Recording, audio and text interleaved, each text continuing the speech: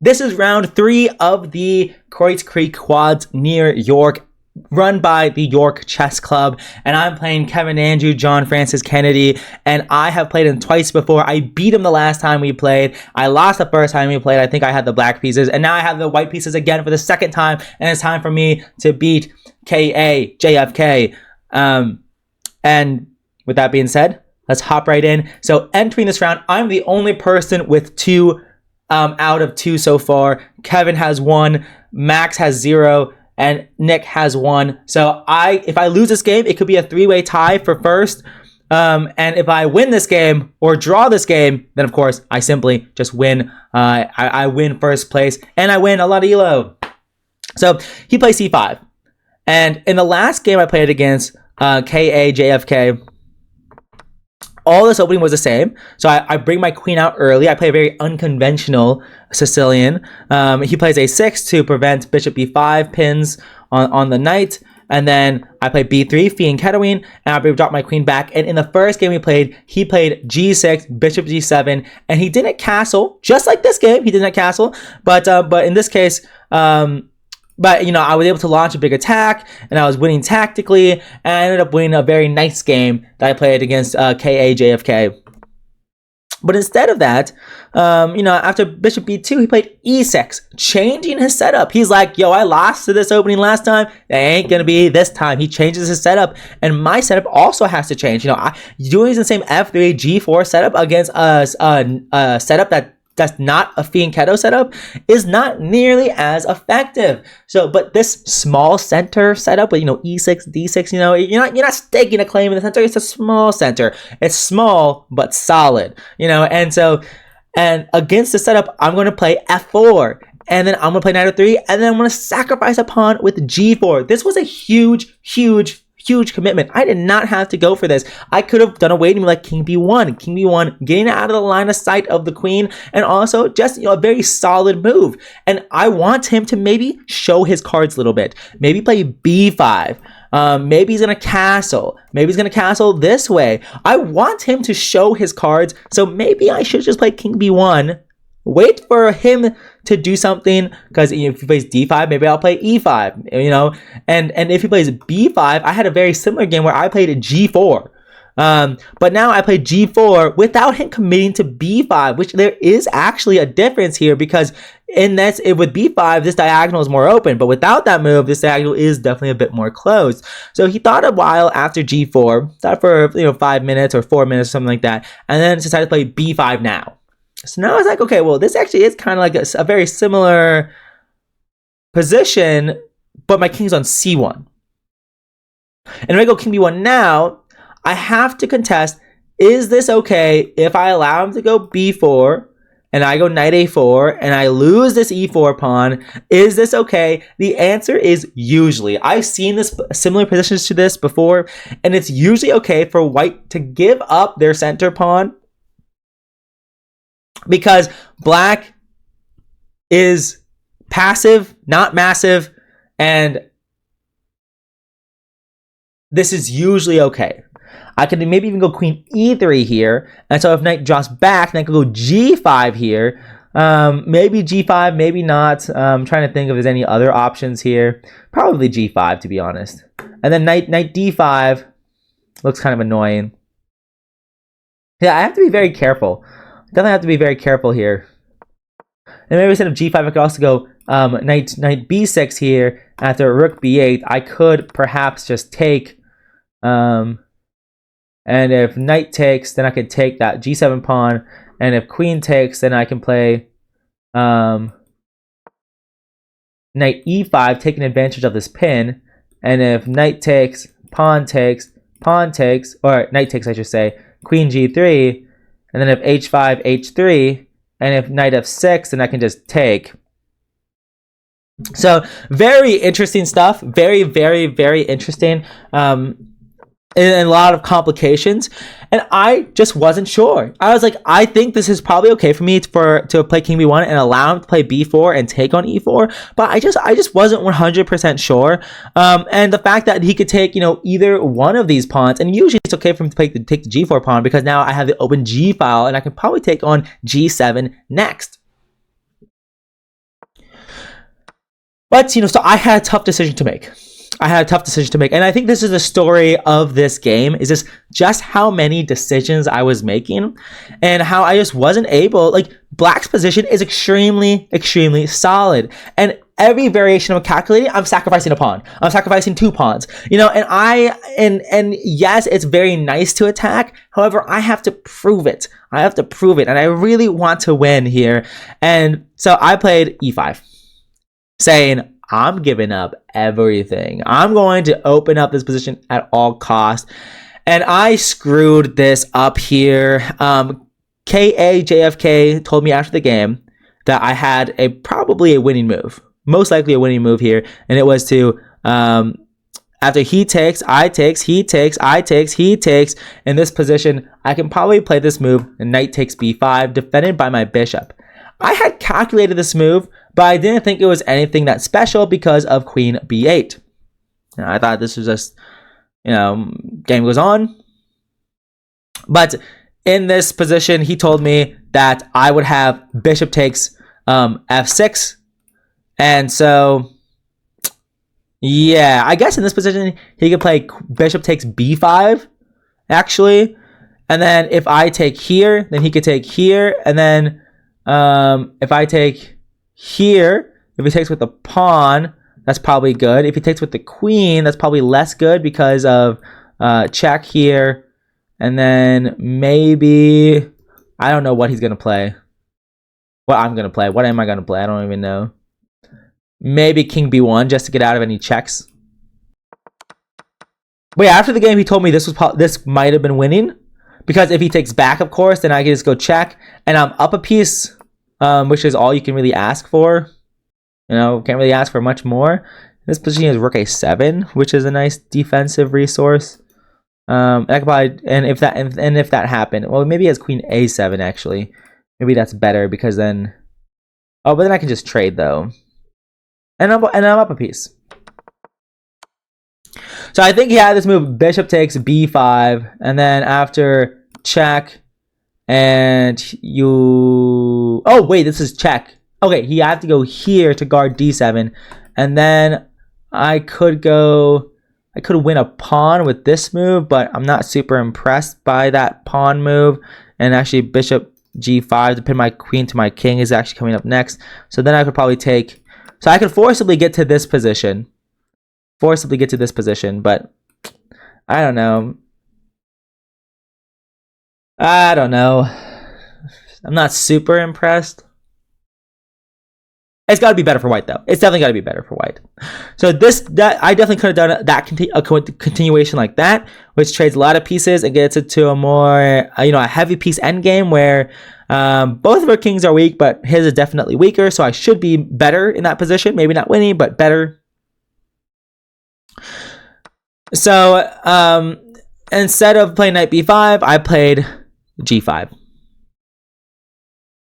And here, I knew he was going to play knight d5. And one of my original ideas was I'm going to take on d5, attacking his queen. He's going to take, I'm going to take. After he takes, this pawn is hanging. That's true. The pawn is hanging. So I can defend the pawn. And then I was like, oh, bishop e6 is really annoying. And then I was like, oh, bishop c6 is even more annoying. So honestly, I can continue playing all of this. But after this, maybe just play h4.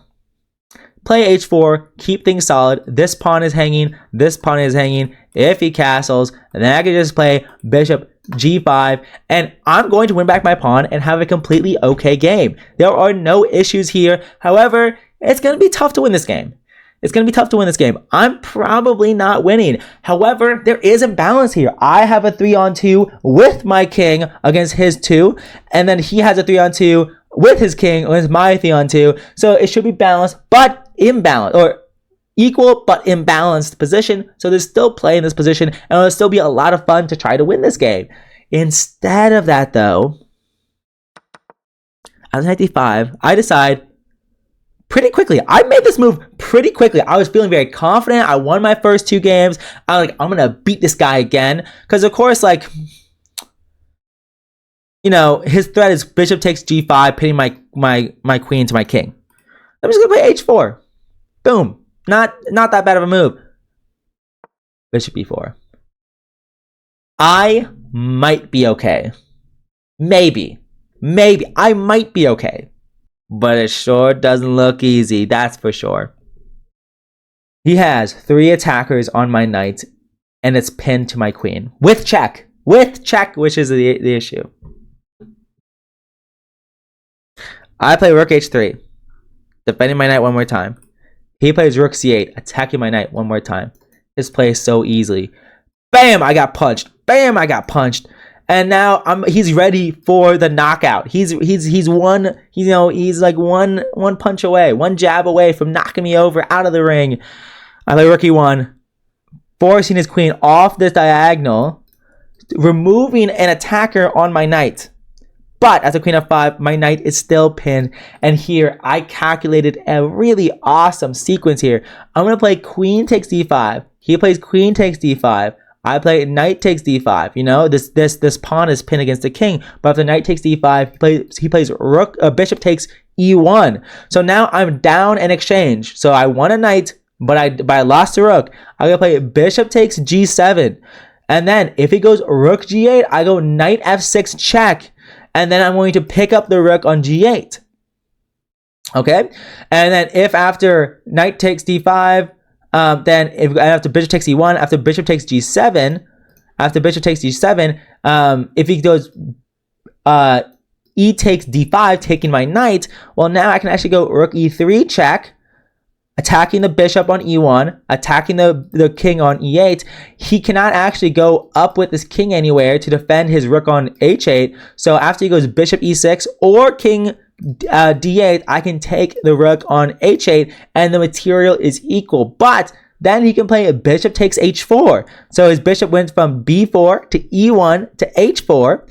And after his bishop goes to h4, my g5 pawn is hanging. If I go bishop f6, he has h6, utilizing a pin. But then, so now he has 2 attackers on my g5 pawn. I'm down a pawn, but maybe I can go rook e5. If I go rook e5, defending my g5 pawn one more time, then I'm totally fine here.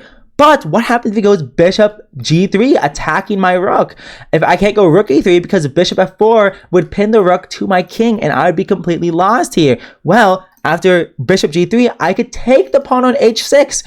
So there was tension here between the g5 pawn and the h6 pawn. If he goes bishop g3, not I and my bishop and mark can take the pawn on h6, sacrificing the exchange, and then I can play bishop takes e5, and I'm now this pawn on h6 is 2 squares away from promoting.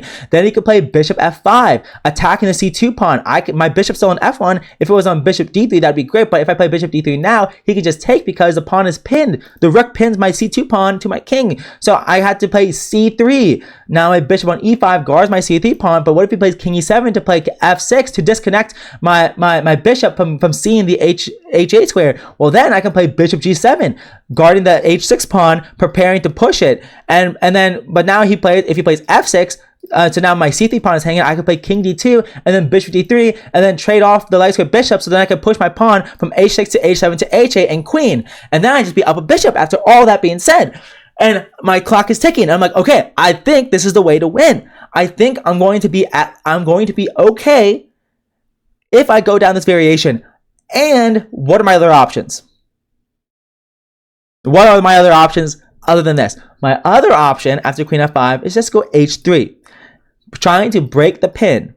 If he goes back, I can play b4. If he goes back, well, now I'm down a pawn and my king is weak. And that's that. So down a pawn and my king is weak. And he's probably going to try to cast. Well, in this scenario, his knight is hanging. So after a3, he most likely has to take. He has to take. And after I take, he takes. I take, he takes. Or he castles. Either way. He takes and castles.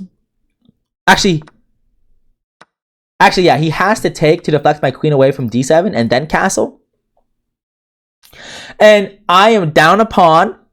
And I thought to myself, I have no compensation. Firstly, he has this check on the next move to win the h4 pawn. His bishop is kind of loose on that square. So that's the one thing I do have going for me. His bishop is kind of loose.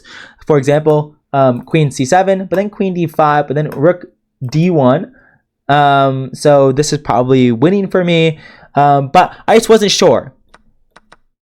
So I could be down a pawn with no compensation, but maybe I do. Maybe I is totally equal in this position because his bishop is so loose. I didn't realize during the game how loose his bishop would be after all these exchanges. Or I could go for the variation where I take on d5 and sacrifice an exchange to win it back later. So with like a couple minutes on the clock, I go for it. I'm like, I have to go for this. I don't want to be a pawn down in an endgame. I have to trade. You know, I screwed it up. I blundered bishop b4 with this pin, but now I can liquidate and be safe. Trade. I take. He takes. I takes. He takes. I takes. He moves. Or he takes. I check. He moves. I take. He takes. I defend. He attacks. I defend. He plays king d7, and I realize the game's over.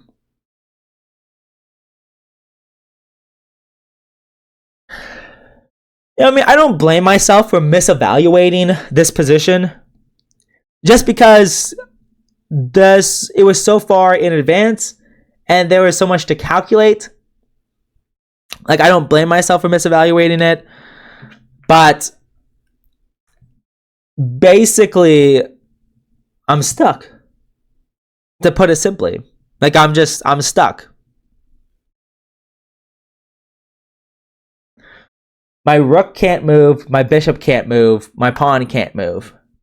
The only thing that can move is my bishop, my other bishop, and my king. But that's not good enough. Because he has one idea, and all he needs is one idea. He goes king d7, I develop. He goes king d6, I move my bishop, and I made this move with 1 second on the clock, because I was trying to find any possible way I can stay alive, but too little, too late. He takes with check. I take. He takes. I take. He takes. I take. And then now he's up. He's up a pawn in an exchange, and there's simply nothing I can do. We shuffle around a little bit, and I played more moves than this. Like I played like bishop d6, and the game kept going a little bit longer, but it wasn't enough. It wasn't enough.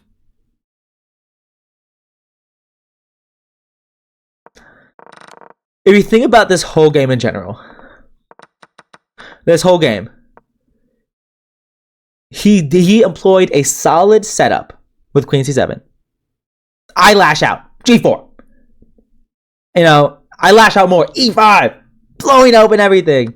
And we trade, and he's responding to my moves. Like I'm forcing him to respond with e5. I'm forcing him to respond with g5.